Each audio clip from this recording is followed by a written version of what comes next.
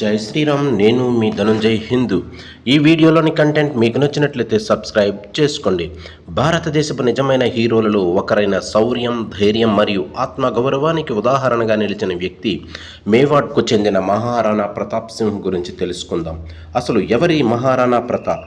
మహారాణా ప్రతాప్ 1540 మే 9న రాజస్థాన్లోని కుమ్మల్గఢ్లో సిసోడియా వంశంలో జన్మించాడు.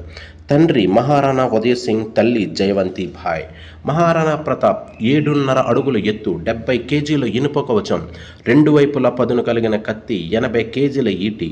యుద్ధరంగంలో నిలబడితే శత్రురాజులు భయపడేవారు. మహారాణా ప్రతాప్ మేవాడ్ రాజు. ఆ సమయంలో భారత్ను అక్బర్ పాలించేవాడు. అక్బర్కు ఎదురొడ్డి నిలిచిన మహారాజు రాణా ప్రతాప్ మేవాడ్ రాజ్యాన్ని తాకలేకపోయాడు. అక్బర్ మహారాణా ప్రతాప్పై అక్బర్ యుద్ధం ప్రకటించాడు. ఆ భయంకర యుద్ధమే హల్దీ ఘాట్ యుద్ధం అంటారు. గెరిల్లా యుద్ధంలో ఆరితేరినవాడు రాణా ప్రతాప్. ఈ హల్దీ ఘాట్ యుద్ధం 1576 జూలై నెలలో జరిగింది. అక్బర్ సైన్యం 2 లక్షలతో యుద్ధానికి బయలుదేరాడు. మానసింహుడు సైన్యానికి సేనాధిపతి. రాణా ప్రతాప్ సొంత తమ్ముడైన శక్తి సింహుడు కూడా అక్బర్తో చేతులు కలిపాడు. అక్బర్ కుమారుడు సలీం కూడా యుద్ధానికి బయలుదేరాడు. రాణా ప్రతాప్ను ఓడించడమే ధ్యేయంగా సైన్యం మేవాడ్ వైపు కదిలింది. రాణా ప్రతాప్ వద్ద కేవలం 22,000 సైన్యం మాత్రమే ఉంది. ఈ సైన్యంలో ఎక్కువగా గిరిపుత్రులైన వనవాసులు, భిల్లులు ఉన్నారు. ఈ కొద్ది సైన్యంతోనే అక్బర్ సైన్యాన్ని ఎదుర్కొనేందుకు వ్యూహరచన చేశాడు. హల్దీ ఘాట్ 2 కొండల మధ్య ఉన్న ప్రాంతం. అక్కడికి చేరాలంటే ఉన్నది ఒకటే దారి, అది కూడా చాలా ఇరుకైనది. హల్దీ ఘాట్లోకి వెళ్ళాలంటే ఈ మార్గం గుండానే వెళ్ళాలి. ఆ ప్రాంతంపై పూర్తిగా పట్టు ఉన్న బిల్లు సైనికులను రాణా ప్రతాప్ ఈ 2 కొండలపై నిలిపాడు. ఈ మార్గంలో అక్బర్ సైన్యం ప్రవేశించగానే ముందుకు రాకుండా పెద్ద పెద్ద బండరాలను దొర్లించాలని ఆజ్ఞాపించాడు. సైన్యంపై బాణాల వర్షం కూడా కురిపించారు బిల్లులు. ఈ ఆకస్మిక దాడితో హల్దీ ఘాట్లో అడుగు పెట్టకుండానే వేల మంది సైనికులు చనిపోయారు. బిల్లులు జరిపిన దాడులను దాటుకుంటూ అతి కష్టం మీద అక్బర్ సైన్యం హల్దీ ఘాట్లోకి ప్రవేశించింది. వీరులైన రాజపుత్ర సైనికులు ఆకలి గొన్న పులుల్లా అక్బర్ సైన్యం మీద విరుచుకుపడి సైన్యాన్ని చీల్చి చెండాడారు.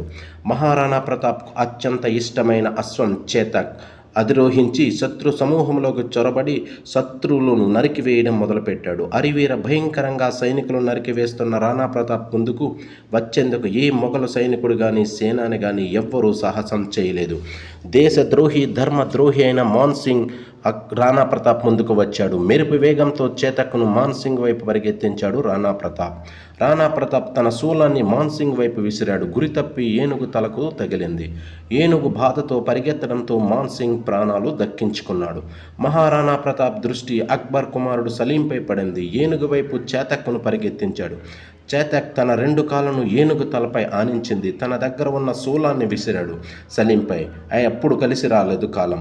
ఆ శూలం మావటికి తగిలింది. సలీం కూడా ప్రాణభయంతో పరిగెత్తాడు. ఇది చూసిన ఓ మొఘల్ సర్దార్ అరుస్తూ రాణా వైపునకు వచ్చాడు. రాణా తన కత్తితో సర్దారును 2 నిలువుగా చంపేశాడు. దీనితో మిగిలిన మొఘల్ సేనానులు ఖాజీ ఖాన్, అసఫ్ ఖాన్లు భయంతో వణికిపోయారు. రాజపుత్రుల వీర విహారాన్ని చూసి విజయం రాణా ప్రతాప్దే అని భావించారు. దీనితో 2వ శ్రేణిలోని సేనలకు నేతృత్వం వహిస్తున్న మిహితల్ ఖాన్ కేకలు వేస్తూ ముందుకు వచ్చాడు. మొఘల్ సైన్యం నుంచి ప్రతిఘటన పెరిగింది. ఇరువైపులా సైనికులు నేల కొరిగారు. చూస్తుండగానే హల్దీ ఘాట్ నేల ఎర్రగా మారిపోయింది రక్తంతో. రాణా అశ్వం చేతక్ కూడా గాయపడింది. రాణా లక్ష్యంగా మొఘల్ సైనికులు చుట్టుముట్టే ప్రయత్నాలు చేశారు. ఇది గమనించిన మహారాణా ప్రతాప్కు నమ్మకమైన మిత్రుడు, అచ్చం మహారాణా ప్రతాప్ సింహుడిలాగా ఉండే మాన్ సింగ్ ఝూలా ఆయన వద్దకు వచ్చాడు. మేవాడ్ను శత్రువుల నుండి రక్షించాలంటే మహారాణా ప్రతాప్ బ్రతికి ఉండాలని, యుద్ధరంగం నుండి తప్పుకొని సురక్షితమైన ప్రాంతానికి చేరాలని మహారాణాను ప్రార్థించాడు. రాణా నుంచి రాచమకుటాన్ని తీసుకొని మెరుపు వేగంతో మరోవైపు పరిగెత్తాడు. మొఘల్ సైన్యం మాన్ సింగ్ ఝూలాను చుట్టుముట్టారు. చేతక్ కూడా మెరుపు వేగంతో ముందుకు కదిలింది. అలా సుమారు 5 కిలోమీటర్లు ప్రయాణించి కొండల మధ్య పారుతున్న పెద్ద కాలువ ప్రాంతానికి చేరుకుంది. వెనుక నుండి మొఘల్ సైన్యం తరుముతున్నారు. చేతక్ తన శక్తినంతా కూడబెట్టుకొని ఒక కొండపై నుండి మరో కొండపైకి దూకింది. రాణాను సురక్షిత ప్రాంతానికి చేర్చింది. అక్కడే అశ్వం చేత కన్ను మూసింది. మహారాణా సోదరుడు శక్తి సింహుడిలో పశ్చాత్తాపం కలిగింది. మొఘలులకు సహకరించకూడదని అనుకున్నాడు. పెద్ద కాలువను దాటే వేరే మార్గం ఆయనకు తెలుసు. అక్బర్ సైన్యం ఆ దారిని కనిపెట్టకముందే రాణా వద్దకు చేరాడు. తన అన్న ప్రాణాలను రక్షించడానికి ఒక మూగజీవి చేసిన సాహసం చూసి సిగ్గుపడ్డాడు. అటు రాణా కూడా శక్తిసింహుణ్ణి చూసి, సోదరా, శత్రువుల చేతిలో చనిపోయే కంటే సోదరుడైన నీ చేతిలోనే చనిపోవడం సంతోషం. రా, నా తలను నరికివేయమని సోదరుడుకు కత్తిని అందించాడు రాణా.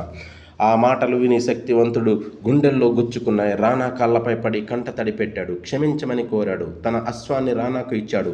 హల్దీఘాట్ యుద్ధంలో గెలుపు ఓటములు నిర్ణయం కాకపోవడంతో అక్బర్కు కోపం వచ్చింది. మాన్ సింగ్ సలీంలో భయాన్ని చూసి అక్బర్ కూడా కలవరపడ్డాడు. రాణా నమ్మకమైన బిల్లుల వద్దకు చేరాడు. వారంతా రాణాను ఒక రహస్యమైన ప్రదేశానికి తీసుకువెళ్లి గాయాలకు సపర్యలు చేశారు. కుటుంబం కూడా వచ్చింది. మహారాణా అడవుల్లోనే 12 సంవత్సరాల పాటు పోరాటం చేశారు. హల్దీఘాట్ యుద్ధం తర్వాత చాలామంది రాజపుత్రులు రాణాకు సహకరించేందుకు ముందుకు వచ్చారు. సైన్యాన్ని మళ్ళీ క్రమంగా సమీకరించాడు మహారాణా. గొంగాడ దుర్గంపై అకస్మాత్తుగా దాడి చేశాడు. మాన్ సింగ్ తప్పించుకున్నాడు. అక్బర్ గొంగాడకు చేరుకున్నాడు. భారత్లోని ఎందరో రాజులను ఓడించిన అక్బర్ కానీ మహారాణాను ఓడించలేకపోయాడు. మేవాడ్లోని కొన్ని ప్రాంతాలకు షాబాజ్ ఖాన్ను పర్యవేక్షకుడిగా నియమించి వెళ్ళిపోయాడు అక్బర్. భామాషా అనే వ్యాపారి ఇచ్చిన అపార ధనరాశులతో మహారాణా ప్రతాప్ సైన్యాన్ని ఏర్పాటు చేసుకున్నాడు. మహారాణా చేతికి జంఝావతి, దేవియర్స్, అమాయత్తి, కమలమీరు కోటలు చిక్కాయి. కొన్నాళ్లకు ఉదయపూర్ కోట కూడా చిక్కింది. ఈ విధంగా తన సొంత బలంతో మేవాడ్ ప్రాంతాన్ని తన ఆధీనంలోకి తెచ్చుకున్నాడు. మహారాణా ముందు తన ఆటలు సాగవని అక్బర్ తెలుసుకున్నాడు. తిరిగి మేవాడ్ వైపు కన్నెత్తి చూడలేదు. అక్బర్ కష్టాలను దాటుకొని మహారాణా ప్రతాప్ సింహుడు తన లక్ష్యాన్ని సాధించాడు. మేవాడ్లోని 3 కోటలు మినహా మిగిలిన అన్ని కోటలను తిరిగి తన ఆధీనంలోనికి తెచ్చుకున్నాడు. పరమ పవిత్రమైన భగవద్ధ్వజాన్ని రెపరెపలాడించాడు మహారాణా ప్రతాప్ సింహుడు. మహారాణా ప్రతాప్ సింహ 1597 జనవరి 19న మరణించాడు.